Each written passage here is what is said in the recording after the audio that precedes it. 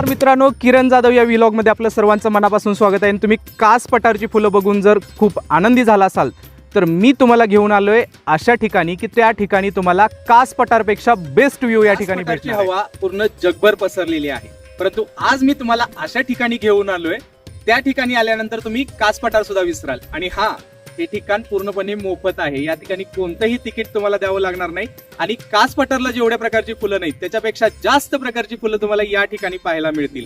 तर चला माझ्यासोबत हा व्ह्यू बघूया।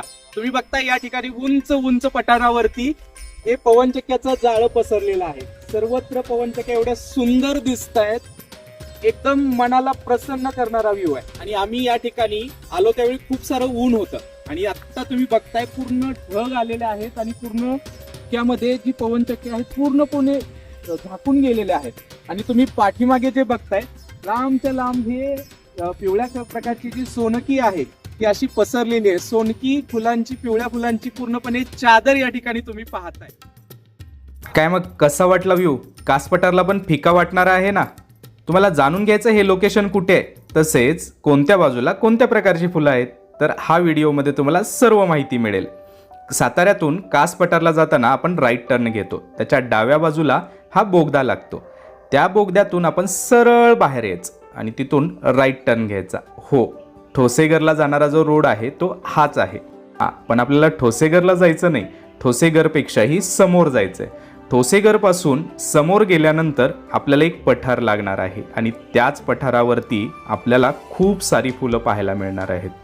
प्रथम ठोसेघर लागल्यानंतर तोच रोड वरती पठारावरती जातो आणि समोर गेल्यानंतर उजव्या हाताला आपल्याला तेरडा जातीची जी फुलं आहेत, तेरडा फुलं जे आहेत त्याने पूर्ण भरलेलं पठार पाहायला मिळतं। आणि हे समोर तुम्ही बघताय जसं कास पठारला तेरडा फुललेला आहे ना, सेम त्याच्यापेक्षा भारी या ठिकाणी हा तेरडा फुललेला। आणि सगळ्यात महत्त्वाचं म्हणजे या ठिकाणी गर्दी नाही आहे आणि तुम्हाला तिकीट द्यावं लागणार नाही किंवा कोणाची वाट बघायची गरज नाही। ही पाहताय कारवी, जी कारवी 7 वर्षाने फुलते म्हणून सर्वत्र प्रसिद्ध आहे। ती कारवी सुद्धा आपल्याला या ठिकाणी पाहायला मिळेल। त्याच्याच डाव्या बाजूला उंच टेकडी आहे, त्या टेकडीवरती ही कारवीची फुले तुम्ही पाहू शकता। आणि तिथून समोर आल्यानंतर आम्ही तर मंत्रमुग्ध झालो। पूर्ण पठारावरती ही सोनकी फुललेली दिसली, एवढी छान फुललेली होती आणि आजूबाजूला पवनचक्क्यांचं जाळं होतं। आणि ही समोर जे बघताय पाहिली, कोणतं नाव आहे माहिती आहे याचं? हे आहे मंजिरी। पूर्ण पर्पल ह्याच्यामध्ये असणारी फुलं म्हणजे बघितल्यानंतर असं वाटतं की बघतच राहावं त्यांना। ही सुंदर फुललेली आहे आणि ते आहे हे चाळकेवाडीचं पठार।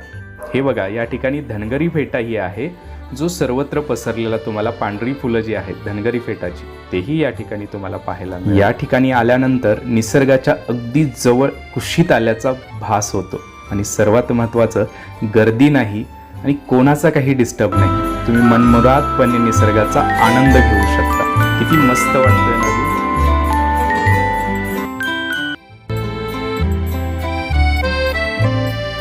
तुम्हाला हा व्हिडिओ कसा वाटला नक्की सांगा। हा व्हिडिओ जर आवडला असेल तर व्हिडिओला लाईक, शेअर आणि कमेंट करायला विसरू नका।